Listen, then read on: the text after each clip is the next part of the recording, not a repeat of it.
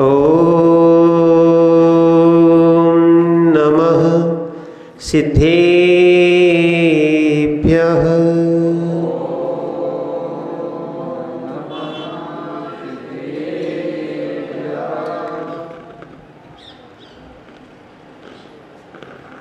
नमः श्रीवर्धमानाय निर्धोत्कलिलात्मने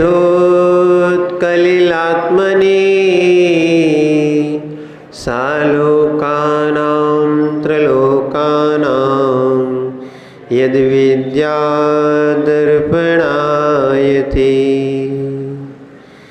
रम्यदूढसौविसिद्धि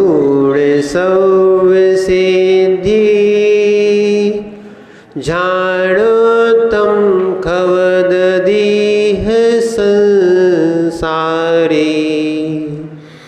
दशे दशे दो दो अजिणे दशे दो अणुपेहिणं वोच्छे नमो अर्हन्ताणं नमो सिद्धाणं नमो आयरीयाणं नमो वैज्यायाणं नमो लोहि सौविसाऊणं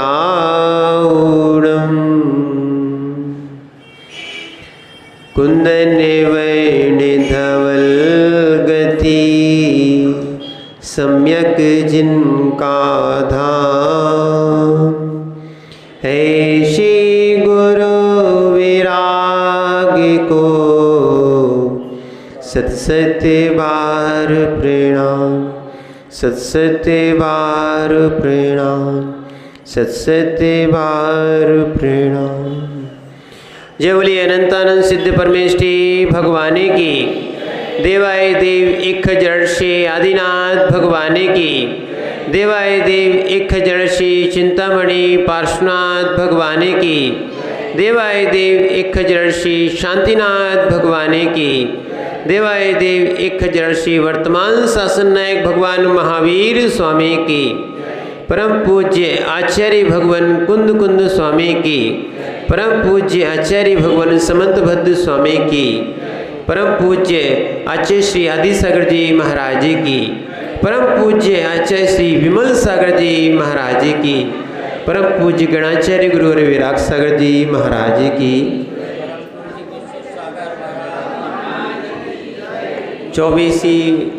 30-24 भगवानों की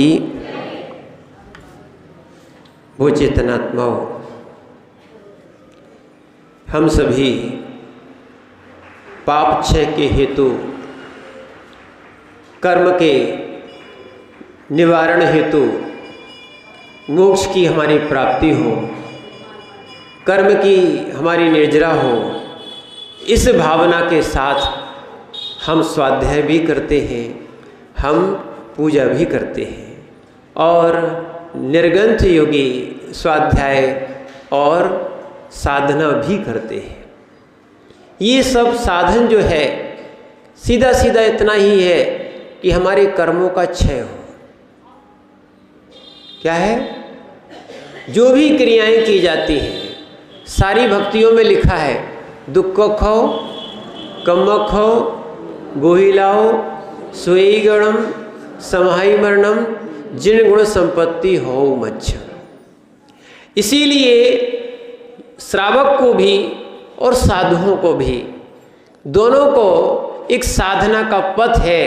आप भी साधना करते हो, ठीक है, कोई व्रत के माध्यम से, कोई तप के माध्यम से, कोई आराधना के माध्यम से, और योगी भी साधना करते हैं सर्वस्व त्याग करके, और वो आत्मलीनता के माध्यम से साधना करते हैं। ठीक है, भक्ति भी परंपरा से निर्वाण का हेतु है, साधना साक्षात हेतु है। भक्ति क्या है? भक्ति क्या है? परंपरा से निर्वाण का हेतु है। और ध्यान रखना, सौधर्मेंद्र और सची, सची तक एक भवातारी होती है, माने अभी तक आपने नहीं सुना होगा कि स्त्री भी एक भवातारी होती है। मात्र एक पर्याय की स्त्री, वो भी सची, एक भवातारी होती है। उसके बाद अन्य इंद्रों का कोई उल्लेख नहीं मिलता कि उनकी सचियाँ या उनकी इंद्राणियाँ एक भवातारी होती हों। क्या कारण है कि सची जो है भगवान के प्रथम दर्शन करती है। दूसरी बात क्या है? दूसरी बात ध्यान रखना, ये चक्रवर्ती की पटरानी में भी वो शक्ति नहीं होती है जो सची में होती है, क्योंकि पटरानी बनना आसान है और काय का चक्रवर्ती की पटरानी बनना भी आसान है। आपको लगता होगा कि बहुत दुर्लभ है, क्योंकि 96,000 रानियों के ऊपर एक रानी होती है, उसका नाम है पटरानी। कितनी? 96,000 रानियों की ऊपर जो रानी होती है वो क्या है? पटरानी होती है। पर ध्यान रखना, जैसा पटरानी का नियोग है, जैसा पटरानी का नियोग है कि पटरानी जो है ना वो कहाँ जाती है मालूम है? नरक जाना पड़ता उसको। ऐसा सची का नहीं है। सची एक भवातारी होती है, पर पटरानी एक भवातारी नहीं होती है। वो है भक्ति का परिणाम। क्या है? वो है भक्ति का परिणाम। और एक परिणाम ऐसा बनता है जहाँ पटरानीपना मिला हुआ है, ध्यान रखना, वहाँ पर एक दूसरे से राग द्वेष की तीव्रता हो जाती है, सौतपना आ जाता है, अहंकार आ जाता है, और यही कारण जो होता है नीचे पतन का होता है। इसीलिए इस कारण को छोड़कर जो व्यक्ति भक्ति और आराधना में लग जाता है उसका जीवन सफल हो जाता है। इसीलिए हमारे लिए भगवान की भक्ति निश्चल भाव से, निष्काम भाव से कैसी होना चाहिए? निष्काम भाव से, निश्चल भाव से, आनंद से के साथ जहाँ भक्ति की जाती है, वो भक्ति करने वाला भक्त भी, ध्यान रखना, भक्ति करने वाला भक्त भी क्या है? एक भवातारी गिना गया। सौधर्मेंद्र कैसा है? एक भवातारी। सची भी कैसी है? एक भवातारी। ध्यान रखना, वास्तविकता में भी कह रहे थे लोग कि पद पे आने के बाद कुछ अंतर आता है। ये नहीं सोचना कि पात्र बनाए जाते हैं। ध्यान रखना, पात्र बनने के बाद भी पात्रता आती है। पात्र बनने के बाद भी वो लगने लगता है कि हम सौधर्मेंद्र हैं, लगने लगता है कि हम उस पद पे हैं, अब हमें वो कार्य करना चाहिए। जैसे कि देखो, आप भी संबंध बनाते हो, बनाते कि नहीं बनाते? कोई जन्म से कोई पिताजी पैदा होता है क्या? जन्म से कोई पिताजी पैदा होता है क्या? नहीं होता ना। पर पुत्र के संबंध से वो क्या बन गया? पिता बना ना। कोई जन्म से माँ पैदा होती है क्या? नहीं। पुत्र के नियोग से वो माँ बन जाती है, संबंध बनाए जाते हैं। जैसे जगत में क्या है, किसी की बहन, किसी की बेटी, ठीक है, किसी की माने पत्नी बनती है, और बहुत से ऐसे संबंध बनते हैं जो आपने मात्र माना है। ऐसे ही ध्यान रखना, जो धर्म की आराधना के लिए जो पात्र बनता है वो भी ये ना समझे कि 4 दिन का पात्र है या कितने दिन का पात्र है। ध्यान रखना, किसकी का आयु कितनी है कोई कह सकता है क्या? कह सकता है क्या? पर ध्यान रखना, पात्र बनने के बाद अगर पात्रता और आ जाए तो आनंद की अनुभूति और कर्म का क्षय दुगना होने लगता है। क्या है? हमने कई बार देखा है, जो पंचकल्याणक में तीर्थंकर के माता पिता बनते हैं, और जब तीर्थंकर की दीक्षा होती है, दीक्षा भले ही मूर्ति की होती है, उन माँ के आँखों में भी आंसू आ जाते हैं, लगता है कि अपना बेटा दीक्षा लेने जा रहा है, यानी ममत्व झलकने लगता है। ठीक है, ऐसी हमने अनेक प्रकार के अनेक भवों में स्वांग किए हैं, पर आज तक जिनेंद्र की आराधना और संयम की साधना, इन चीज़ों से हम वंचित रहे हैं। क्या है? और जिनेंद्र की भगवान की आराधना अचिंत फल को देने वाली है। क्या है? एक तो पूर्व कर्म को क्षय करने वाली है और अचिंत फल को देने वाली है। मूलाचार में भी एक गाथा लिखी है। कहाँ लिखी है? किनका ग्रंथ है ये? नहीं, मुनियों का ग्रंथ है। मूलाचार किसका ग्रंथ है? ध्यान रखना, मुनियों के ग्रंथों में भी भक्ति और आराधना की बात आई, क्योंकि हो सकता है दिन भर सामयिक को, दिन भर ध्यान, दिन भर साधना तो नहीं होगी, तो स्वाध्याय भी होगा और भक्ति के भाव भी होंगे। इसीलिए आचार्यों ने, भट्टकीय स्वामी ने मूलाचार, मुनियों के ग्रंथों में, श्रावकाचार में तो भक्ति का उल्लेख मिलता है सो मिलता है, पर ध्यान रखना मुनियों के सटावश्यक में भी ये स्तवन स्तुति है, भक्ति है। और वहाँ भी लिखा है, भक्ति जिनवराणाम खीदीपु संचयम कम्मम आयरी पशायणे विद्या मंचम सिद्धंती। यहाँ आचार्य महाराज लिखते हैं जिनेंद्र भगवान की भक्ति, इसीलिए ध्यान रखना, या तो जो मुनियों की सेवा करते हैं वो भी भक्ति आएगी, मंदिर की सेवा आदि करते हैं वो भी भक्ति आएगी, ध्यान रखना, और भगवान की जो पूजन आराधना करते हैं वो भी भक्ति में आएगी। ऐसे कई श्रावकाचार ग्रंथों में आया है। क्या है? मंदिर की सेवा करना भी, ये भी एक भक्ति है। कई लोग करते हैं, मंदिरों की कई सेवा करते हैं, और ऐसा नहीं माली भी सेवा करता है, वो भी भगवान का सेवक है, पर भक्ति और आराधना के साथ करना चाहिए। ठीक है, तो इसीलिए जो जो भक्ति करते हैं, आचार्य महाराज लिखते हैं भक्ति जिनवराणाम, किनकी? जिनेंद्र भगवान की भक्ति, भक्ति जिनवराणाम खीदिए पूर्व संचयम कम्मम, ये पूर्व संचित कर्मों को क्षय कर देती है। जब हमारा उत्साह भोगों में जागृत होता है, तब हमारा प्रचुर मात्रा में पापाश्रव होता है, और जब हमारे शुभ अनुष्ठान के करने में, जिनेंद्र भगवान की आराधना करने में आनंद आता है, भक्ति में लग जाता है जीव। और अब तो आपकी एक नई भक्ति यहाँ से प्रारंभ हो रही है। क्या है? आज पहला दिन है आपका, और 30-24 कितनी? एक 24 नहीं, आज तक क्या आपने सुना होगा त्रिकाल 24। पंडित जी पूरा बताएंगे इसका। कितनी 24? 30-24। कितनी? अपन ने 1-24, 2-24, 3-24। अधिकतर अपन जहाँ भी जाते हैं, क्या है, अभी विरागोदय में भी जो पंचकल्याण होने जा रहा है, ठीक है, उसमें भी 3-24 बनी हैं, भूत, भविष्य और वर्तमान। बहुत जगह ये 3-24 बनी है। 30-24 का मंदिर आपने कहीं देखा? हाँ, अच्छा, बंडा में भी हो गया अभी, पर बता रहे अपन 30-24 का मंदिर सबसे पहले हमने वो देखा था, तो कहाँ देखा था? शिखर जी में। ठीक है, आचार्य विमल सागर जी महाराज के उस सानिध्य में और उनके आशीर्वाद से वो 30-24 मंदिर बना।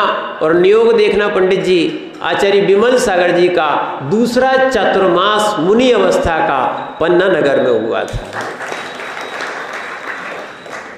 बहुत कम लोगों को याद होगा कब हुआ था, कब हुआ था, क्या? हाँ हाँ, पहला हुआ था गुनोर में और दूसरा हुआ था पन्ना में। क्या हुआ था? ध्यान रखना। अब यही जो भगवान ने 30-24 का मंदिर बनाया है, शिखर जी तो जाते हैं लोग, हम लोग भी गए थे। अब आपको देखने में थोड़ा सा अलग लगेगा, नहीं तो लोग सोचते थे ये इतनी सारी मूर्तियां किस भगवान की कैसी कैसी रखी है, ऐसे होता था ना। देखो इस निमित्त से कम ये हो गया कि 30 24 सबसे पहले कहाँ कहाँ होती हैं? 24 कहाँ कहाँ होती हैं मालूम है? भरत और विदेह में भी होती है। कहाँ होती है? बस यही तो मालूम नहीं था। ध्यान रखना, भरत और ऐरावत में ही 24 तीर्थंकर होते हैं। और ये भी नहीं कह सकते जहाँ जहाँ कर्म भूमि है वहाँ 24 तीर्थंकर होते हैं। क्या है?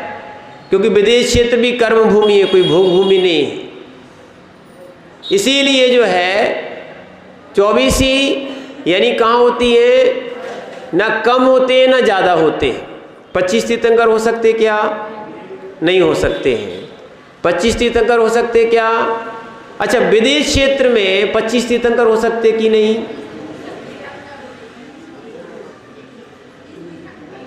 बीस ही होते हैं, 25 नहीं हो सकते। हाँ बस यही तो पूछना था। देखो एक और काम चल रहा है यहाँ, तो दो काम एक साथ हो रहे हैं। एक तो 30-24 विधान होगा और दूसरी कम से कम जहाँ जहाँ तीर्थंकर थे कहाँ है कहाँ नहीं है, कहाँ कितने होते हैं, इस माध्यम से स्वाध्याय भी हो जाएगा।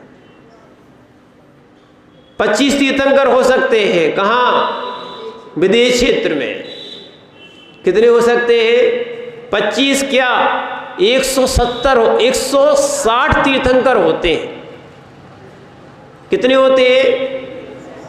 एक विधि में अधिक से अधिक 32 होते हैं। कितने होते हैं? तो 25 नहीं हो सकते।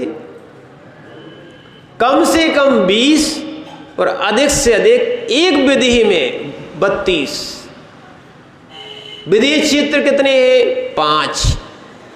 भरत क्षेत्र कितने हैं? 5। और ऐरावत क्षेत्र कितने हैं? 5। पर एक बात समझ में नहीं आई, जब 5 भरत और 5 ऐरावत में जब 24 तीर्थंकर होते हैं तो विदेश क्षेत्र में 32 तीर्थंकर कैसे होते हैं?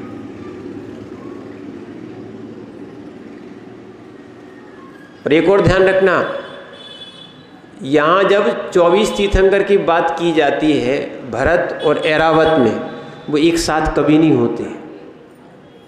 एक तीर्थंकर के बाद दूसरा तीर्थंकर क्या है, और उनके बाद ऐसे क्रम चलाया, बहुत अंतराल है। क्या है? बहुत अंतराल है। पर यहाँ तो एक साथ 32 तीर्थंकर एक विधि में हो सकते हैं। बताओ कैसे हो सकते हैं?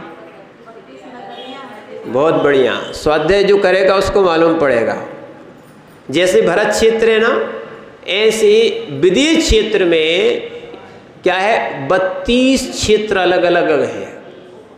जो सुमेरु पर्वत है ना, सुमेरु पर्वत के क्या है, 16 इस साइड है और 16 इस साइड है। 8-8 की लाइन है, 8 8 8 8 8 चौको, ऐसे 32 क्षेत्र होते हैं और 32 क्षेत्र में अलग अलग जगह तीर्थंकर हो सकते हैं। इसीलिए कम से कम 20। क्या है? कम से कम 20। ठीक है ना? तो क्या वही जगह 20 माने गए हैं? जैसे अभी कितने हैं अपन? 20 तीर्थंकर भगवान की पूजा करते हैं ना, वर्तमान में विद्यमान है, इसलिए अपन क्या बोलते हैं? विद्यमान 20 तीर्थंकर भगवान। पर विदेश क्षेत्र में 5 जगह मिलाएंगे तब 20 होते हैं। अभी तो क्या है, जम्बूद्वीप में 4, धातकी खंड में 8 और पुष्करार्ध में 8। कितने हो गए? 20। 8 दूनी 16 और 4 20। क्योंकि दो विधि धातकी खंड में है और दो विधि पुष्करार्ध में है। अब एक और ध्यान रखना, ये कोई कल्पना नहीं चल रही। कई लोग सोच रहे होंगे ये कोई कल्पना है, आज का विज्ञान वहाँ तक नहीं पहुँच सकता है। ध्यान रखना, नहीं पहुँचा नहीं है तो लोग मानते नहीं। क्या है, पर आज के विज्ञान ने जो खोज की है वो अभी तक खोज नहीं कर पाई पूरे भरत क्षेत्र की। भरत क्षेत्र में कितने खंड होते हैं? 6। कितने खंड होते हैं? 6। ध्यान रखना, एक आर्यखंड है। क्या है? एक आर्यखंड है और 5 म्लेच्छ खंड है। ठीक है ना? तो ऐसा 1 2 3 और नीचे है 1 2 3, बीच में विजयात पर्वत है। कैसा है? वहां आज भी विद्याधर रहते हैं। जो हनुमान थे ना, वो कौन थे? विद्याधर थे, इसलिए तो आकाश में उड़ते थे। रावण था, वो कौन था? विद्याधर था। सुग्रीव आदि थे, ये कौन थे? विद्याधर थे। ध्यान रखना, पर राम कौन थे? भूमि गोचरी थे, वो विद्याधर नहीं थे। आज भी विद्याधर है, पर ध्यान रखना विज्ञान वहां तक नहीं पहुंच पाया। इसी भरत क्षेत्र के ऊपर जो विजयात पर्वत है वहां भी नहीं पहुंच पाया। लोग कहेंगे कि हम माने विदेश क्षेत्र आदि को देख के आए हैं, ये संभव ही नहीं है। इसलिए जैन दर्शन का भूगोल कैसा है? इस 30-24 के विधान में जहाँ 30-24 होती हैं, यानी 5 भरत में और 5 ऐरावत में, अलग अलग जगह जहाँ जहाँ 24 तीर्थंकर हुए हैं, उन 30-24 तीर्थंकरों की आज हम पूजा करने का भाव बना रहे हैं। कितना पुण्य होगा। कोई तो भूत भविष्य वर्तमान की 24 की पूजा करता होगा। यहाँ तो जितनी भी 24 थी, क्या है? ये है अनेकांतवाद। यहाँ एक 24 को नहीं मानते, हम एक 24 को नहीं पूजते। जहाँ जहाँ जिस जिस क्षेत्र में है, हम उन भगवान की यहाँ से वंदना करते हैं। ठीक है ना? तो इसीलिए अपन ने आज तक ये सुनी थी कि भूत और भविष्य और वर्तमान की होती है। कई लोगों ने पहली बार सुना होगा कि 30-24 भी होती हैं। सही है कि नहीं? 30-24 बहुत सी आयु निकल गई। कई लोग तो ये नहीं पता कर पाए कि 30-24 होती कि नहीं होती। क्या है? अब विधान करने के बाद आपको आनंद आएगा जब शिखर जी जाओगे या आप बंडा जाओगे, जहाँ जहाँ वो 30-24 के मंदिर हैं, फिर आपको साक्षात दिखेगा। हाँ, ये जो है ना, ये आपकी धात की खंड की 24 आ गई, और उसमें भी 3-3 कटनियाँ बनी हैं। क्या बनी है? अब जब वहाँ गए थे ना संबित शिखर जी में, 3 कटनी क्यों बनी मालूम है? एक भूत की, एक भविष्य की, एक वर्तमान की। ये तो कई लोग सोचते हैं वो 3 कटनी बनाई जाती हैं, सम्यक दर्शन, सम्यक ज्ञान, सम्यक चारित्र। रज्जू भैया, वो गणित नहीं लगाना कहीं। नहीं तो क्या होता है, हम लोग अपने मन से कुछ भी लगा लेते हैं। ठीक है? आप थोड़ा शास्त्रों को पढ़ोगे तो समझ में आएगा। ये 3 जो 24 रखी हैं, 24-24 रखें, ये क्या है? वहाँ के क्षेत्र हैं। और कहीं आएगा पूर्व धात की खंड, कहीं पश्चिम धात की खंड। 2 है ना, 2। जैसे बम्बई गए, बम्बई गए, पन्ना वाले तो वैसे ही जाते हैं, उनको तो काम ही पड़ता है। हीरा वाले बम्बई गए ना, तो बम्बई में क्या होता है? उन्होंने कहा बोरीवली है तो पूर्व में भी है और ईस्ट वेस्ट चलता है। वहाँ क्या चलता है?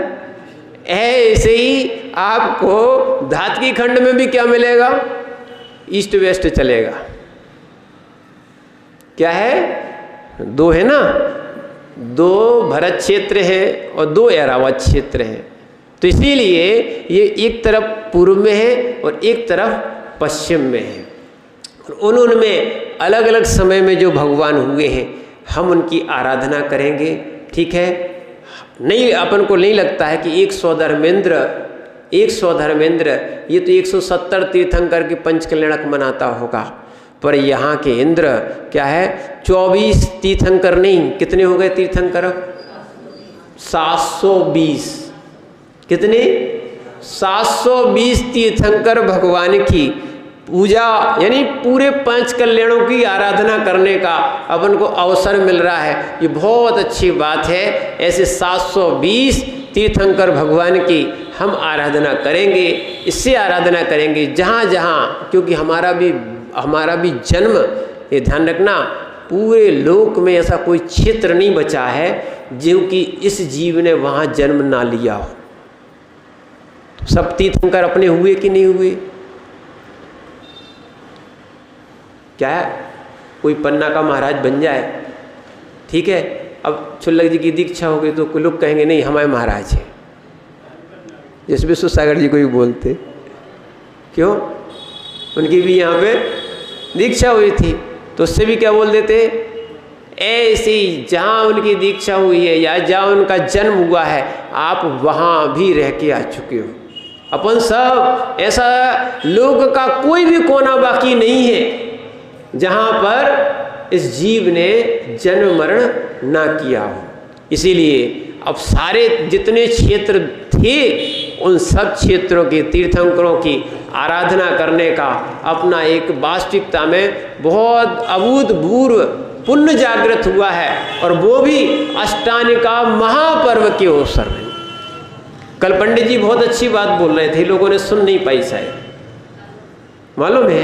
पंडित जी कह रहे थे कि सबको बर्थडे याद होता है, लोग आते हैं कि महाराज जी आज हमारा जन्मदिन है, ठीक है ना। फिर दूसरा कह रहे थे हाँ दूसरे लोग को भी याद होता है, क्या? बोले हमारी सालगिरह है, क्या बोलते हैं, ठीक है ना। पर वास्तविकता में ये तो तुम्हारे इंद्रिय सुख के दिन हैं, पर वास्तविकता में आत्मा को पावन और पवित्र करने के लिए आते हैं पर्व। क्या आते हैं? इस शाश्वत पर्व में हम कितना पावन हो सकते हैं उतना पावन होने का मानस बनाएं। और ध्यान रखना अष्टानिका के पर्व में क्या है, आज एक नियम तो हम पक्का देंगे, ये तो हमारा एक नियम ही होता है। जिस दिन शुरुआत होती है विधान की, पंचकल्याणक की, और वो कार्य बहुत सफल होता है, वैसे भी हो रहे हैं, ठीक है ना। अब उनको एक नियम जरूर लेना है। क्या लेना है?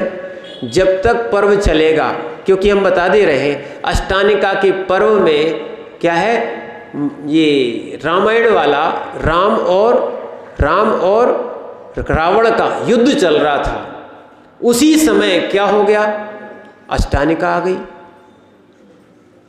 बताओ क्या हुआ? क्या हुआ था? बहुत बड़ा युद्ध चला था कि नहीं चला था? क्या हो गया था? अरे ध्यान रखना, रावण जैसे व्यक्ति ने कह दिया था, क्या? रावण जैसे व्यक्ति ने लंका में घोषणा करा दी थी, एक भी व्यक्ति अस्त्र शस्त्र नहीं उठाएगा, चाहे शत्रु सेना कितनी भी आ जाए। अष्टानिका के पर्व में कोई हिंसा नहीं करेगा।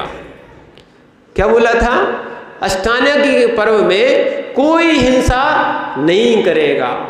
तो कम से कम अपन लोग रावण की बात मान लें। हमने देखो शुरू में यही बताया, रावण का व्रत ले लो। क्यों वकील साहब ये नहीं बताया था? कौन सा बताया था? रावण का ही व्रत ले लो, यही बताया था कि नहीं बताया था? ठीक है ना, कि उसने एक नियम लिया था, जो स्त्री मुझे नहीं चाहेगी मैं बलात् उनके साथ गलत व्यवहार नहीं करूँगा, ठीक है ना। ऐसी रावण ने पूजा भी बहुत अच्छी की थी, उसका भी उल्लेख मिलता है। रावण का एक विषय में नाम नहीं है, और भी है। जब वो भक्ति कर रहा था तो उसकी वीणा का तार टूट गया, ऐसा पद्म पुराण में रविशरण स्वामी ने लिखा है। पर भक्ति में उसने विघ्न नहीं किया, किसी को चिल्लाया भी नहीं, डांटा भी नहीं, कुछ नहीं किया, ठीक है ना। इसलिए अभी हम कह रहे थे बिल्कुल शांत बैठ जाओ। अब धीरे धीरे कलश रखे जाएंगे, पर शांति का कलश सबसे पहले रख लेना चाहिए। क्या है? इसीलिए रावण ने भी क्या है, शांति कर ली थी। करी थी कि नहीं करी थी? अष्टानिका के पर्व में युद्ध नहीं होगा, आप भी नियम ले लो, जब तक हमारा विधान चलेगा हम युद्ध नहीं करेंगे। रज्जू भैया ले सकते? बस कायोत्सर्ग कर लो सब लोग, एक एक कायोत्सर्ग। कोई कितना भी उपसर्ग करने आएगा, मंदिर में कोई उपसर्ग करने नहीं आएगा, पर हम कम से कम युद्ध नहीं करेंगे। नथुलाल जी तुम ले लो, वैसे नहीं लड़ते हो। अच्छा कायोत्सर्ग कर रहे हो, बहुत बढ़िया। और कौन? सभी ने कायोत्सर्ग कर लिया, बहुत अच्छी बात है। धीरज भैया कर लिया, बस अच्छी बात है। तो ध्यान रखना, अब तो उनको सौभाग्य मिला है कि वो सौधर्मेंद्र बने हैं। कुबेर, आपको नए कुबेर ढूंढने से नहीं मिलते, ऐसे कुबेर मिले हैं। क्या है, वे तो नकली होते थे, ये असली हीरो वाले कुबेर हैं। ठीक है, बस ये है वो खजाना।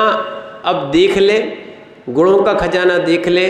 तुम्हारे अंदर भी बहुत सारे गुण हैं, पर क्या है, इन चीज़ों को छोड़ोगे तो आप ऐसे ही वास्तविकता में गुणों को प्राप्त कर सकते हो। ऐसे ही हम भगवान की आराधनाएं करें, क्योंकि आराधना करते करते एक दिन जीव आराध्य को प्राप्त हो जाता है। हम पूजा क्यों कर रहे हैं? एक और ध्यान रखना, हम पूजा क्यों कर रहे हैं? एक और ध्यान रखना, पूजा क्यों कर रहे हैं? भगवान है इसलिए। हम भगवान का गुणगान क्यों कर रहे हैं? अनिल भैया बहुत बढ़िया। हम विधान क्यों कर रहे हैं?